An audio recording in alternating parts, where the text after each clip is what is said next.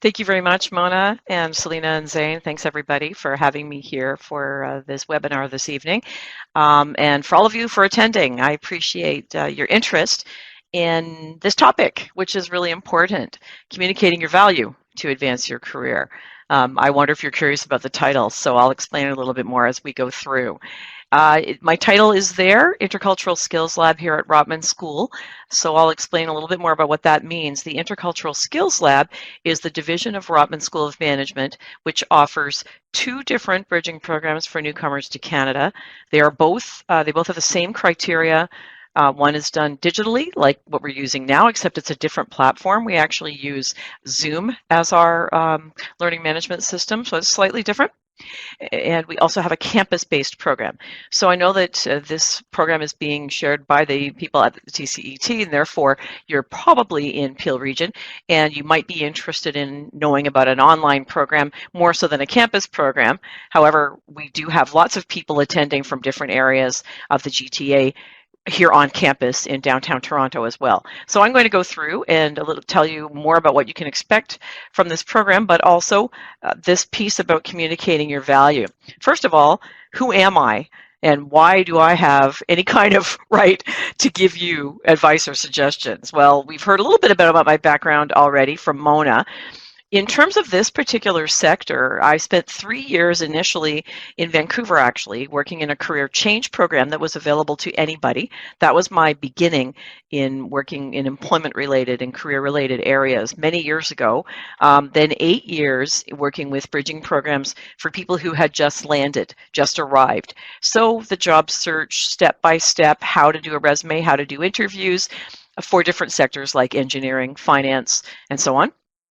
And then I moved here to this program almost exactly 5 years ago. I've just passed my 5th anniversary to this location and this Business Edge program, which is for internationally educated professionals who have been working for at least a year in Canada. We focus on advancement topics like being able to communicate your value to advance your career. We're not focusing on how to find your first job in Canada. I did that for a number of years, for about 8 years. So now we're applying that to you get in the door, then what's next? What comes after getting in the door? How do you keep the job? How do you get into a better position? How do you get into a higher level of salary? How do you get back to the level you were at previously as well? Okay. Next, my previous lifetime, Mona was mentioning, and thanks for that comment, Mona. People do often find that fascinating. 10 years as a radio announcer was my first career. And then 5 years working for the American Red Cross in Seattle, Washington as an international caseworker, helping families who were separated because of war or because of disaster or something like that. So I kind of went the radio and then the international casework and then moved into a career. And in between that, I had the career coaching program. So it's a little bit of a blend of things that I've done. But I would say the theme is all about communication. There's a lot of communication in my background and in what I'm interested in and what drives me. Now, Business Edge. So some of you may have heard of this program. The campus-based program in downtown Toronto at Rotman School of Management has been running for 10 years. So a lot of people are aware of Business Edge. Many people are not aware that we're now operating digitally. So that's what I want to share with you is that we have both programs available now. The first online one started in June of this year, just finished a few weeks ago, and it's been really going well. So I'll be sharing some information about that. So Business Edge is a career advancement program that enables and empowers you to use all of those skills and experience and education that you brought with you. In many cases, we hear frequently from people that they don't feel like they're utilizing everything. They are underutilized. They are not fully providing the skills and experience and expertise that they could be. And they would like to be much more active and involved in their workplaces, in strategy, in planning, in making suggestions, but they're running into some issues around how to do that effectively, running up against barriers, starting to have confidence issues because of starting at lower levels, lots of different reasonings for that. So we want to help you to master tools and strategies that you need to help overcome the issue of being underemployed. And I will just quickly run through the eligibility criteria. This is not an information session about Business Edge on its own. I'm including some information, but I also want to give you some tips, something useful you can take with you. So if you are really interested in the program, you might want to consider signing up for a webinar or an in-person info session, and we'll let you know how to do that later. We look to work with people who've been in the country less than 8 years and underemployed now. So we're not, I say or underemployed in brackets. We wouldn't reject a person who was underemployed as long as they had worked for at least 1 year in Canada, because that is a mandatory requirement. And the reason for requiring experience in Canada is that this is a career advancement program. It is not a placement program. It will not help you to get started in your sector and figure out the first step. That's a big challenge, and you need other specialized support, ideally, to do that. We can help you with the stage of trying to get to the next level. Advanced language levels, we do require an 8 in all 4 categories of CLB. We will take other language assessments, but just letting you know the standardized, the most common one is the CLB, and that's also the free one. So in that one, you need an 8 in all 4 categories. This last one is kind of the most important to me, to be really committed to self-improvement, to be open and flexible, to be ready to receive some feedback. In the early stages, you might, and I think probably this invitation went out to a lot of people who have been in the country for more than a year. And if that's the case, then you might remember when you first arrived. You don't know what you don't know. I've heard that a lot. So until things start to come up in the workplace and feel challenging, you might not realize that there will be these challenges.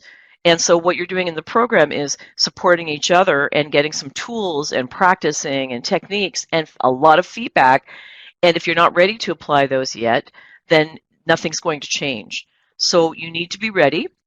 And I do screen for that when I'm doing the screening for this particular program. And education, you do need to have only internationally educated education. In other words, degrees from outside of Canada. If you have a degree from Canada, unfortunately, anything that's called an IEP funded program, Internationally Educated Professional Program, would not apply, because that's not the government definition, says degrees outside of Canada only. So it's trying to help you with that barrier of not having Canadian education. If you have a postgrad certificate, if you've done some kind of diploma or a bridging program at a university or college, fine, no problem. You just can't have a degree in Canada. You would also need to do an equivalency, and we accept the usual equivalency statements. Again, if you want those kinds of details, you can reach out to me, and you can look on our website, or you can join an information session later for that. And work experience, I mentioned 1 year of work experience in Canada being required for our career advancement program. We do also want to work with people who've been working for at least 5 years before they came to Canada.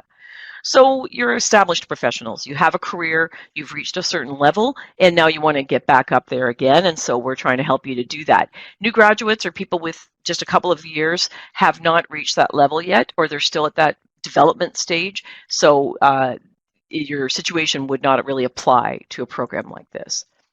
Here's where it changes as the slogan of the Rotman School of Management. About a year ago that was announced, and we were really happy because our program, I think, really, we all think, is more about self-improvement and change than any of the other academic streams that are available, as wonderful and valuable as they all are. So here's our philosophy. This statement won't sound unique, the first step towards change being awareness, but we really believe in that particular statement because we feel that that is critical. If somebody comes in and everything that they're listing about their issues and challenges is related to systemic problems that are occurring outside of them, they have no control over, and it's like people are not willing to look at my experience, I don't have the right education, no one will give me an interview, no one will let me speak, and it's all about the other person who's responsible. I can't really help you with the other person. I don't have access to that individual or that system. I can only help you. So I need to know that you have a sense of an awareness of what it is that you that are your strengths, what it is that you're doing that's working really well, and what you feel might be getting in the way. Are there some things coming up around your confidence that's been affected by your situation? Are you trying really hard and getting nowhere?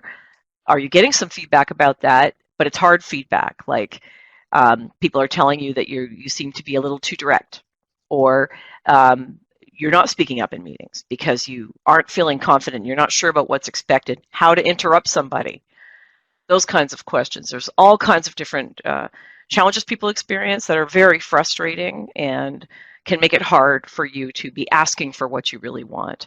So how aware are you of what it is that you offer, and how are you conveying that as the next stage? So the landscape all around you, what have you noticed about where someone like you could be utilized? Where are your skills being utilized? Is there a need for that? Is there something else that you need to be talking about from your experience? So we do our approach is to unpack everything you've ever done, analyze that with you, and decide from all of this what has value now in terms of what you would like to achieve in Canada, and how can you really focus your approach when you're getting to know people on the awareness you have of what it is you have to offer and where it fits in the landscape, and speak from a competency-based instead of an experience-based. Most people, when they introduce themselves to me, start with, I have 10 years of experience in something. So it's all like, or I was an engineer, I was in finance, instead of I am an electrical engineer and I work with, and my expertise is in, and I'm passionate about, and I'm really good at something. So we want you to talk about your strengths and your abilities more so than what you used to do. And then awareness of the workplace. So wherever you are, is there a possibility to be promoted there? How does it work? What kind of relationships do you need to build? Where do you need to be seen, and how do you need to be seen? What is the process? You need to open your eyes a lot and try to take that in. Canadian-born people like myself also need to do that. We all need to play this unwritten or unspoken game in the workplace to become noticed here. The themes in our program include these 4. And it's done as a puzzle that's kind of interlocking because they're all very much connected. And our topic for tonight, which is communicating your value to advance your career, it hits on actually what I would say is all 4 of these. So in terms of communication, how you are describing your experience, even the style you're using, how quickly you're speaking, how clearly you're speaking. Is anyone missing what you're saying? Are you using language that people use here, or is there a different term for what you're describing in terms of your experience and expertise, skill set? In terms of leadership, are you good when you're leading a group session? Are you comfortable in terms of emotional intelligence? In other words, how you interact with other people, and how well you know yourself and how you're communicating that here. You're in a very individualistic culture here, as you know, and it's different than many of the collectivist cultures where a lot of people come from, which brings me into intercultural skills and competencies. So this is a huge part of the program, understanding your cultural style, not just because of the country of origin that you will mention, but because of whatever you've learned growing up. Canada has this huge diversity. A lot of people come with parents from different countries, and then they might have been born somewhere and then moved here. Very, very common. So what is your style based on all of those experiences you have and that you bring that have shaped who you are? And then how does that affect how you interact with other people at work? So you might notice some things that happen with other people based on some cultural differences. And then managing your career, well, it's up to you in Canada, which is different than a lot of places, to be the one that talks to your boss to say, hey, we just had somebody recently in the program who went into their manager and said, I want to talk to you because I'm really interested in this opportunity that is being posted. This person is retiring. I'd like you to know that this is something I'm interested in. And the manager said, really? I didn't realize that you would feel that you're ready for that. Yes, I am ready, actually, because I did that in my last position in this country. This was what I worked on, described a project. The manager said, I had missed that detail in your experience. I'm really delighted to hear that. Let's talk further. And so they're now in that process of learning more and developing. So you just don't know, but you have to ask for it in Canada. It's not likely going to just be something that's automatically happening in your career. Making the most of the early days in your job. So here's the activity, just a little piece of something I want to suggest that you do. So if you have started working, then this is great. If you have not, then this is something you can keep in mind, because it's really, really important to be paying a lot of attention. I mentioned that already. I'm mentioning it again in your workplace. And so here's something I'd like you to plan for a couple of weeks. I don't want you to do it all the time because you'll be exhausted, but at least to try for a couple of weeks and see how it goes. And then, if it's going really well, you can keep trying. So here's what I'd like you to consider in your new workplace. To just really be paying attention and observing those interactions that people are having in person and also electronic. So digital interactions, really, really important. How you're typing, whatever it is you're saying. You know, we're in a web session right now, we're in an online session, and whatever wording you put in when you're chatting at the beginning, the way that you're saying hello and welcome and things like that. Take note of situations in those early days in your position. Take a couple of weeks to do this and look at your colleagues who are becoming more visible. What do I mean by that? Where you're suddenly hearing about this person a lot, and I mean in a positive way. You can become visible in a negative way. We don't want that. But if you are noticing a certain person keeps coming up in conversation, you keep noticing them involved with various projects, I want you to start taking notes about that. Not where anybody can see you, but just make a little note mentally and then maybe keep it in a little notebook or use a computer program, whatever works best for you. And then how do they promote their skills? Notice how people around you are including bits of information about their expertise, or when they bring up the fact that they're ready to take on something else. And an example of this might be somebody who you've noticed. I can give you an example. I was just watching a presentation recently, and I noticed during this panel discussion that one of the people on the panel was doing a really brilliant job of saying, oh, I'd love to talk about that because at my organization, we just had a project like that, and we did blah, blah, blah, blah. Well, nobody asked her what she had done at her project. The question was, what is your opinion of something? And instead of just giving an opinion in theory, she and her own philosophy, she talked about experience without being asked. That is a way, one of many, many techniques where you are just adding information that may not be asked for, but you are finding a way to promote your experience to let people know what you're doing. If you are struggling with that sounding like bragging and showing off, which we hear all the time, the point is you're giving information. If you don't share it, then who will? Because nobody else is going to do that for you. So you need to be your own cheerleader in these situations. And also noticing situations where those people who are becoming more visible are also creating and making use of networking opportunities. They're creating them, not just making use, not just showing up at company events, but they're coming up with things. They've had ideas that they've presented for ways that people can get together, maybe socially, maybe within a structured process. Maybe they've joined an employee committee of some kind. Maybe it's the wellness committee, which is organizing, fitness classes or times to get together and look at ergonomics, and even if it's work related, but getting people together in ways that are not just in the workplace doing work together. So I want to really emphasize that in a new job, in any job in Canada, if you're not doing things like this and you're working really hard at your desk, the likelihood of you being promoted is really, really low.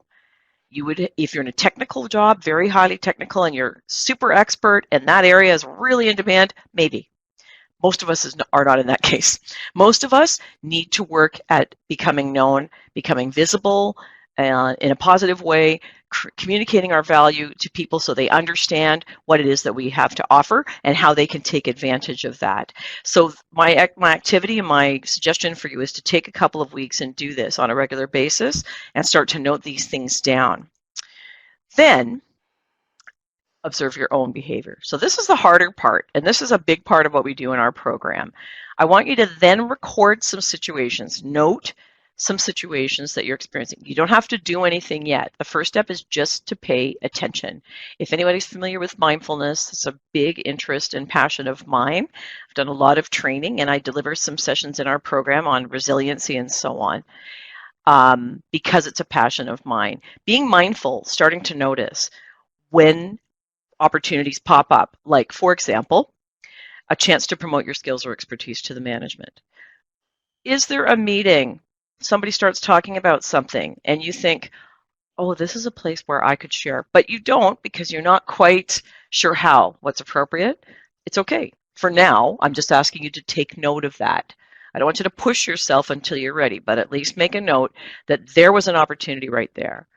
So you're starting by watching other people and how they do this, and then you're going to go and look at your own behavior and the situations that are presenting themselves to you.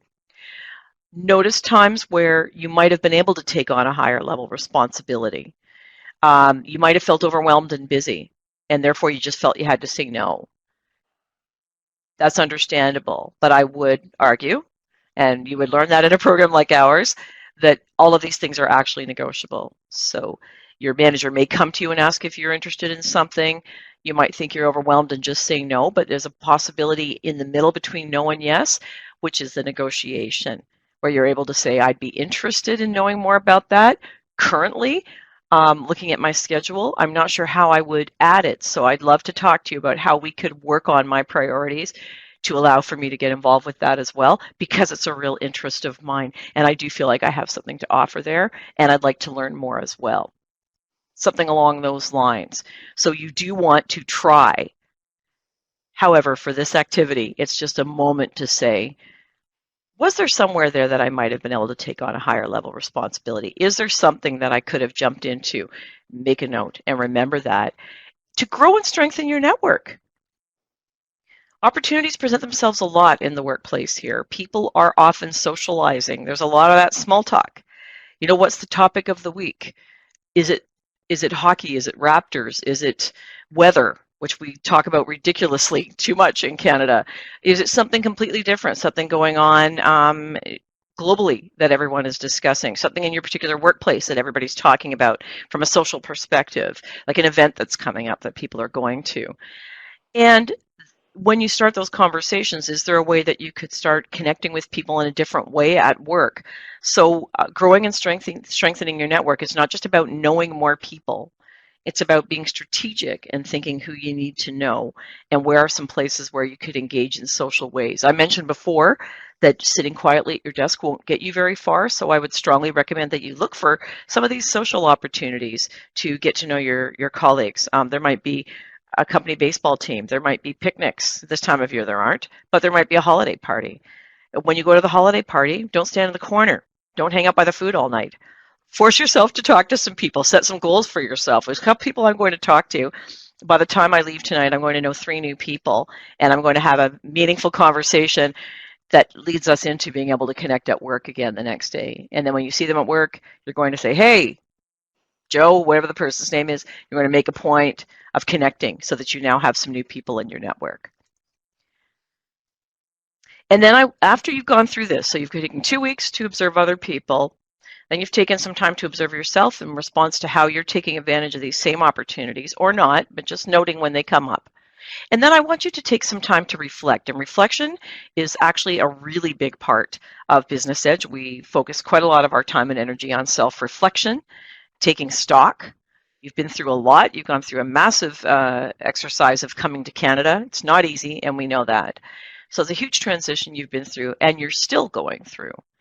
So taking a moment to think and look back and reflect and see how you're doing and what comes next for you is really, really crucial. So in this particular reflective activity, what I'd like you to do is describe how and why you took advantage of any opportunities you did take advantage of. So if in noting all of these things that where you had opportunities, you chose to step up, then write down why.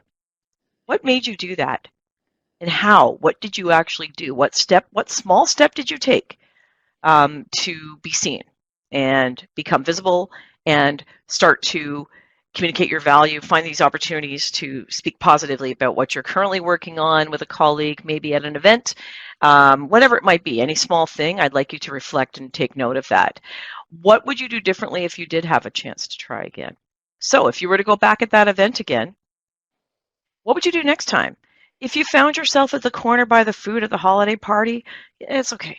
You know, I don't want you to be hard on yourself about these things. It is really hard for lots of people, and I would say born in Canada, no matter where you're born, to take advantage of those opportunities. So I would strongly encourage you not to be a self-critic, but to think to yourself, okay, what could I do differently next time that would help me to be more encouraged to start those conversations with people? And even if it's just one conversation, just somebody, what is a realistic goal for you next time to handle the situation differently? And I mentioned the holiday party as an example. There are many, many others. There's that moment chatting with a senior manager in a hallway, getting coffee.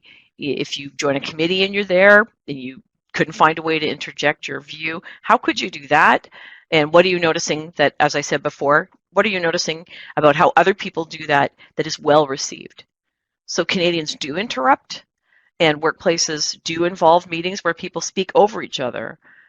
So even though you've probably been heard not to do that, you do need to find a way or you'll never be heard because everyone will keep doing it. So it's a matter of observing how other people do that and seeing what seems to be well received and what seems to really stop the meeting in its tracks. So what would you do differently on reflection? So that's just something I hope that you can take with you to have a little activity for yourself over a couple of weeks. 2 weeks of observation of other people. And I just want to maybe briefly just go over this again really quickly so that you can remember what the steps are. Observing interactions in person and also digital. So if you are in a workplace where you're using a lot of platforms like this, Connect or Zoom or whatever it is that you're using at work, notice how people are writing, typing, communicating, the lighting they're using, microphone, whatever it might be in the digital environment, and then also in person, okay? And notice what people are doing to increase their visibility, become more seen in a positive way, to promote themselves and their abilities, ways that are being well received, okay? To let people know that they're ready for assuming higher level responsibilities. How are they creating or making use of networking opportunities? What are you noticing? Next, watching yourself, watching your own behavior, and noting chances that you see where you could promote your own skills and expertise to the management. Make a note. Remember these opportunities. And then I'd even like to take that a step further. Then, what comes next? So once you have written that down, and I did have that down at the end there. What could you do differently when that was in your evaluation of all of this?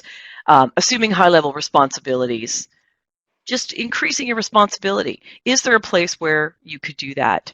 And growing and strengthening your network within your organization. So you're noticing other people, you're noticing the opportunities coming up for you, then you're going to take a moment and reflect what you did. So-and-so did this. Another person did something else. I noticed these various different styles. When I look at myself and I look at the opportunities when they come up for me, maybe Jennifer's style was something that doesn't really resonate for me, but Hafiz's style was more positive, or something along those lines. Whatever, I don't want you to become something you're not, but to start looking at styles and thinking, what could I be doing to improve these communications that I'm having and expand that situation for myself? And what would I do differently if I could try this again? So again, if you make a mistake, you're just going to go, okay, what could I do differently next time? To give you a little bit more about the program and how we do that, I want to show you using techniques like this one.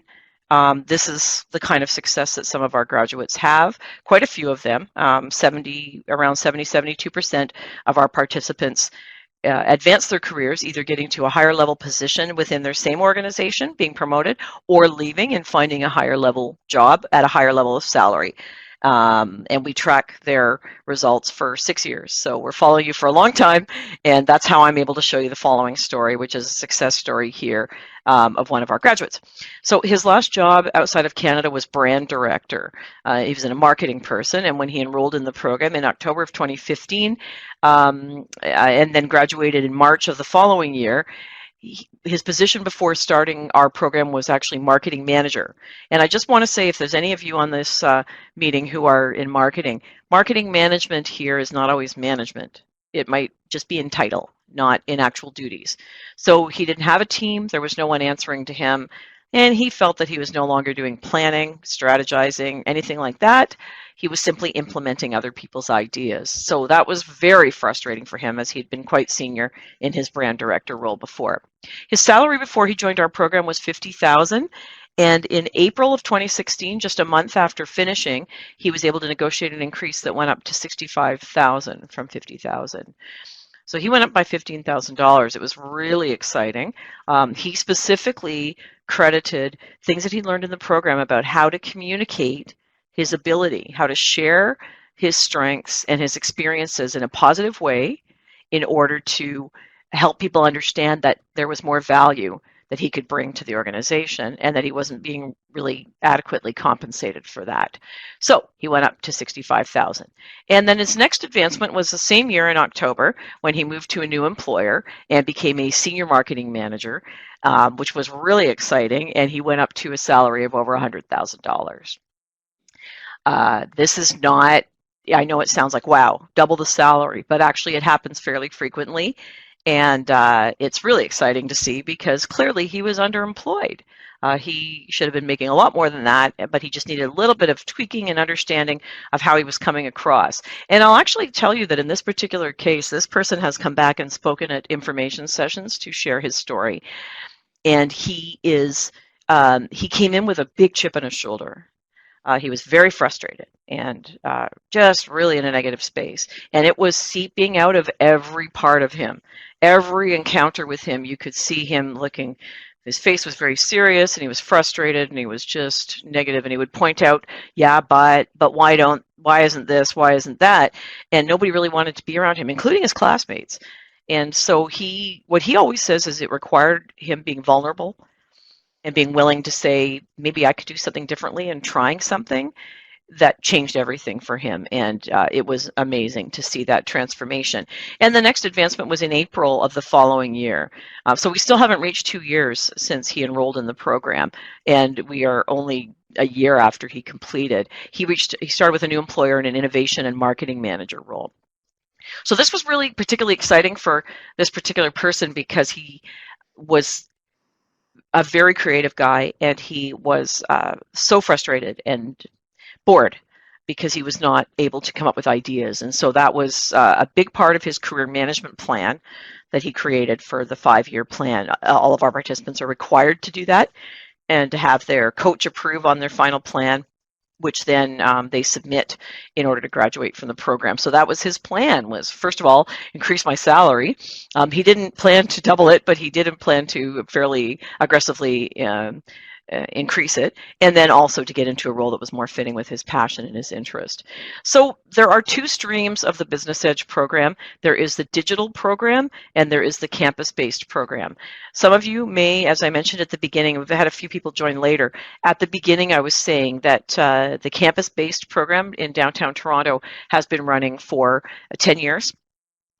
And the digital program is brand new. So we just finished our first pilot cohort. It ran from June to November. And our graduates in that program, so we had 24 participants. The requirement was that they had to complete their final career management plan for this week, and they will be graduating on Saturday. So technically we don't have any graduates yet, but we have 24 people.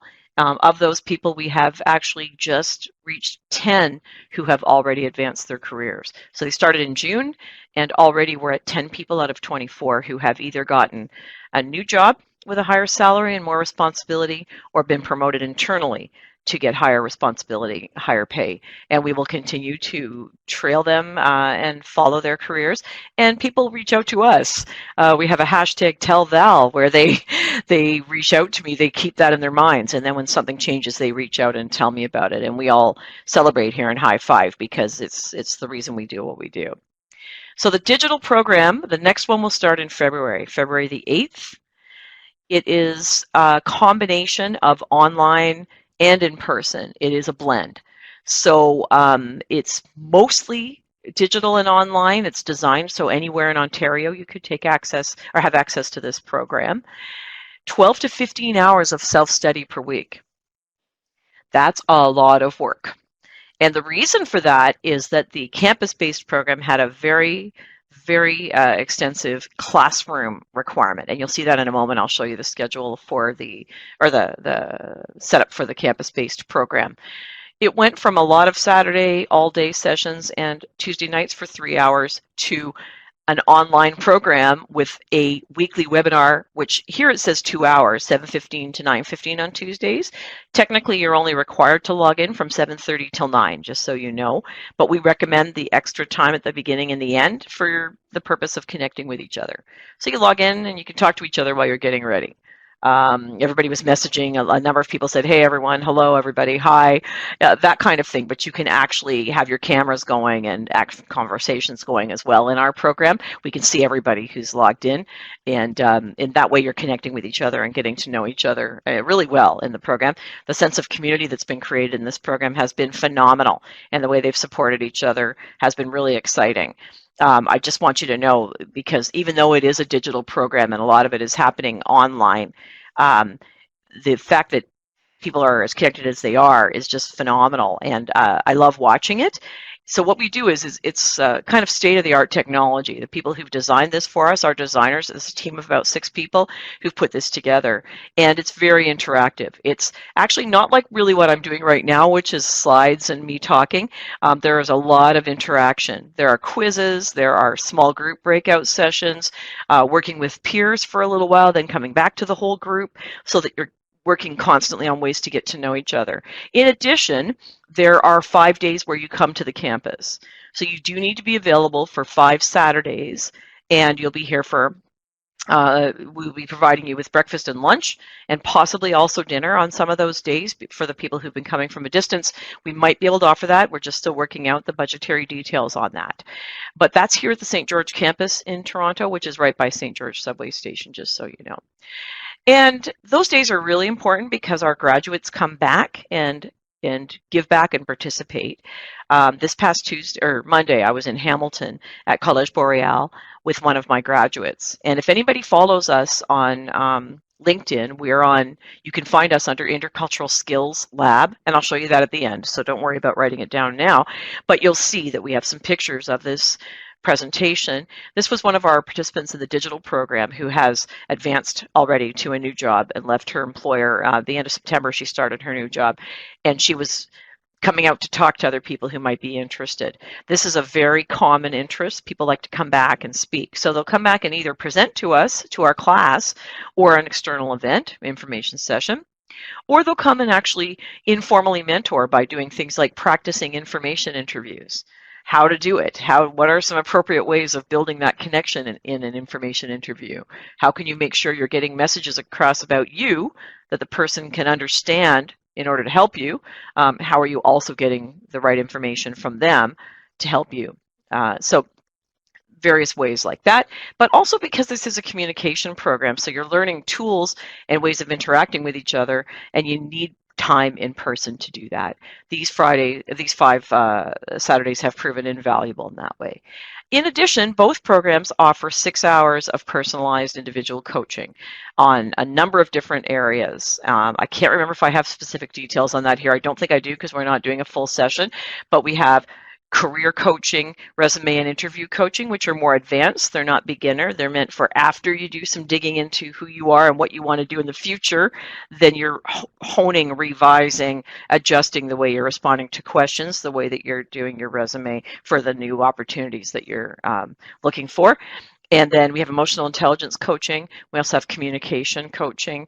And the biggest one, I think I already mentioned at the beginning, career coaching, where you're actually getting some support from a career coach to help you build your 5-year career plan.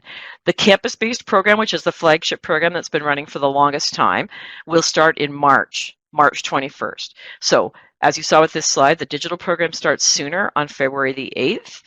And then the campus program will begin March 21st.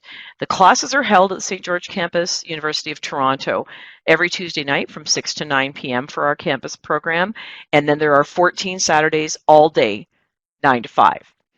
Nothing is optional. The program has been cut back with funding changes and revisions over the years, and there's nothing extra. Everything is really crucial. So for both programs, we expect a 100% attendance. There are requirements for attendance and participation for both programs that must be met in order to graduate. So just keep that in mind. You need to be really available for those times. We are going through the summer for both of these programs. this time. So I just want to let you know that we will work on having a gap in there so people can continue with vacations and things like that. And we can give you a hold the date schedule so you have an idea how to plan your Saturdays and Tuesday nights. And then the coaching is the same number of hours for the campus program. All of the coaching for the online digital program is done using a program called Zoom where you're online. The campus is a blend. Some you'll come here in person, some you can also do online. In terms of making a decision to invest in a program like this, the rankings for the Vermont School of Management, as a business school, Financial Times has ranked it #1 in the country for quite a few years, and then #3 in research, and Maclean's has ranked us the #1 business university in the country. And the bigger thing is increasing your confidence. It's a huge part of what we see people do. It's not quantitative, it's qualitative.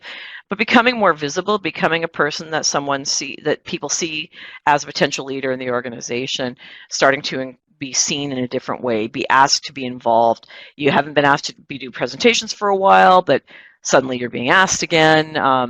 That kind of change. You might be asked to be joining job interviews. All kinds of different things happen. And you do get a certificate from Vermont School of Management as part of completion of this program.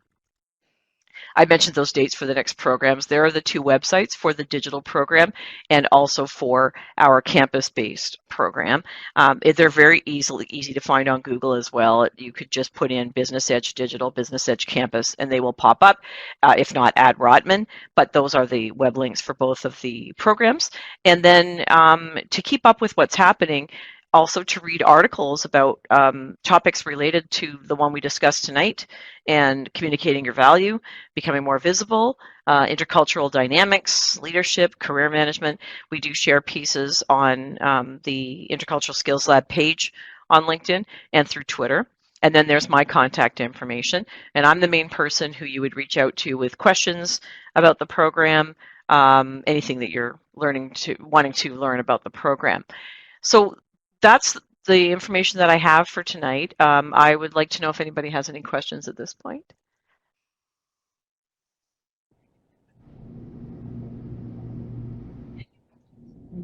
We have any questions? One person typing. So. Okay. Oh yes, I can see that now. Thanks. I have one actually. Okay, Mahmoud, thank you very much. I'll wait to see what your question is and then we'll respond. I wanted to make sure there was a little bit of time for this because people don't always ask during the presentation. So sometimes it's nice to have a little space for it at the end. So we'll wait to see what Mahmoud has to say. Thank you, Mahmoud. I'm glad that you found it valuable. I appreciate that. I hope other people did as well.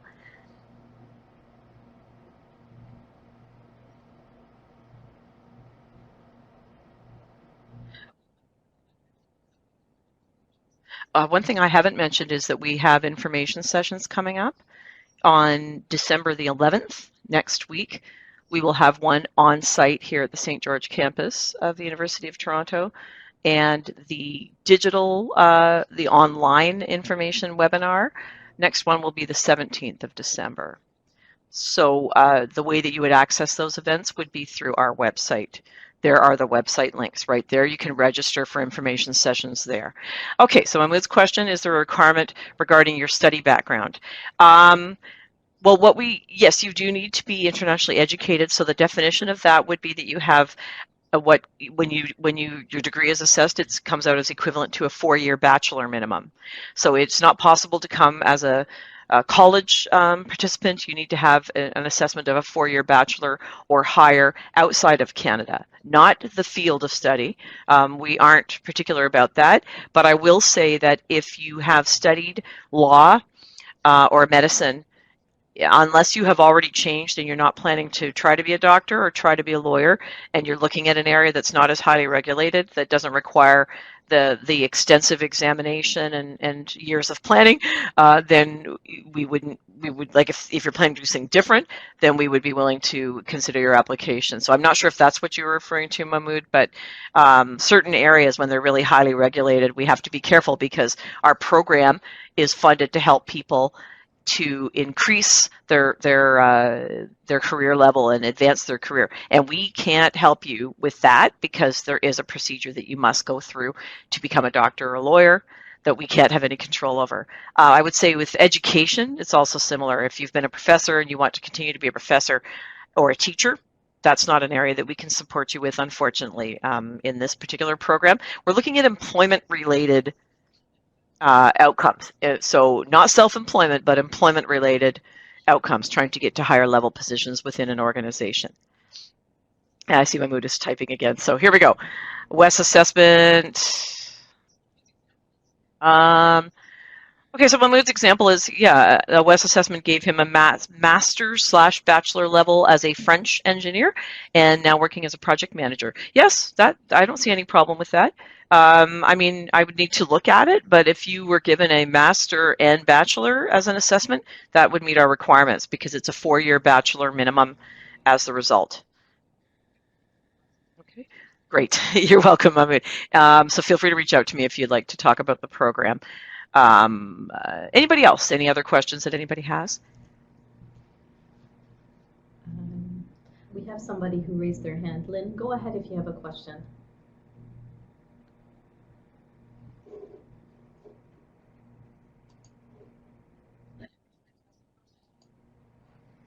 Lynn, would you like to ask a question?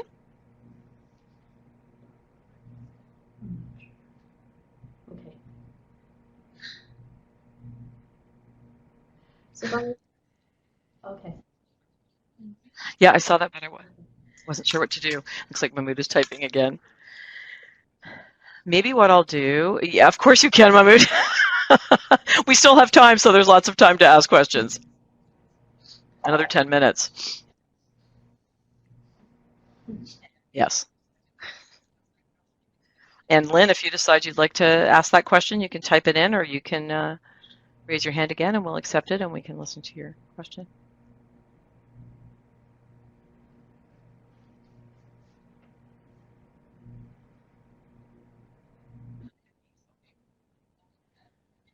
Related fees. Okay. Yeah, I didn't want to go into too many extended details with that because of the focus of the of the session being more than just the program. I would say if you look at these two right now, what you can see on the presentation slide is the website for the digital program and the website for the campus program. If what you're interested in is the online program, that's digital. That's Business Edge Digital. The fee for the digital program is $3,200. We have financial assistance available to pay for that, but we also have an early bird rate of $2,800 if people pay by January the 20th, or register. Apply. Okay, to get our early bird rate, you would need to apply by the 20th of January. And I would strongly recommend that you apply sooner anyway, because we accept people as we go. It's rolling intake. So it's better to get all set and know what you're doing, and you can plan for February and start getting organized around that. Financial assistance is available. It's the Ontario Bridging Participant Assistance Program that you can apply for. We can't completely guarantee that that will be given. We're always waiting for the government to make the decision and tell us what our budget will be. So how we operate that is we ask you to go through the process. Once you've been selected for the program, we give you an application to apply for financial assistance, and then we will do an assessment of what you will get on a sliding scale of that fee. So if you were to apply before January 20th, the most you would pay would be $2,800 for this. The least you would pay would be $800. Even with a full bursary, the maximum amount of bursary, you need to budget for $800. To give this some perspective, programs at Rotman School of Management are usually a couple $1,000s per day. So this program is 7 months and the fee is $2,800. So it's the best bargain for getting some kind of training at Rotman. Mind you, it's a lot of work. So it's not like it's an easy way to go through that. Thank you, Mahmoud. And the campus-based program is $2,100. I know that might sound crazy, but it was very expensive to create the digital program because it is state-of-the-art, and we use we have a lot of involvement of staff. Sometimes we'll have people doing interviews and or practice interviews or practice presentations, and we'll have 4 or 5 coaches here or at home, all logged in, all involved, doing small group work. and we pay everybody. So it's not cheap to operate that kind of a program. And yeah, so that's what you could expect in terms of the fees for both programs. They're both run the same way in terms of not looking at financial assistance applications until people have already been invited to the program. I would want you to know, everybody, if you're interested in applying for either program, digital or campus, that you need to budget to find a way to pay the whole fee just as a stopgap, because we cannot guarantee that we'll get the Bridging Participant Fund. We're waiting for the administration to let all the bridging programs know whether that's going to happen, and that's often something that's in question. We always have to wait. So the way that we do it is we have you start making payments. We can break it into several payments, maximum of 3 payments, and then during while we're waiting, when we find out the answer from the government, if it's positive and we do get the bursary, then we'll go through that process of screening, and we'll be able to reimburse you if necessary. You can get reimbursed on loans like right up to the beginning of the program. I also just want to mention, if you've heard of windmill microlending, if anybody's heard of windmill, they used to be called the Immigrant Access Fund. Windmill Microlending is a nonprofit, and what they do is they can give you loans for, I think it's up to 15,000 now. I don't know if Mona or Selena know. I think it's 15,000 maximum that you can get towards retraining or certification to be successful in your career in Canada if you're a new immigrant. Windmill has partnered with us on the digital program, so and even without their partnership, you can still apply to them, but it's just nice because they help us. We'll do little mini webinars with them, or we can connect you directly with them.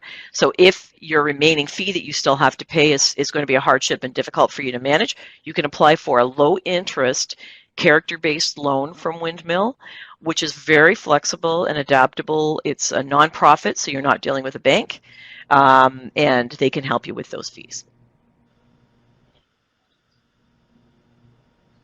Any other questions? Valerie, I have a question. In terms of the participants, Yes, please. do you see like a common characteristic in terms of the professional background? Are there some professional backgrounds that you see more than others, or that would benefit most from the program? I wouldn't say that would benefit most so much as just who we see.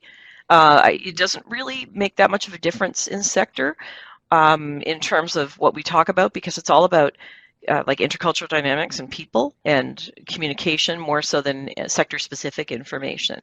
We're not helping people learn about banks or marketing or engineering. We're talking about how to deal with people in an effective way. So I would say the biggest representation in terms of sectors is probably banking and finance, just like most programs in the GTA. There are a lot of newcomers who come from finance. Hi, Victor. Welcome. You're just at the tail end. We're just about to wrap up.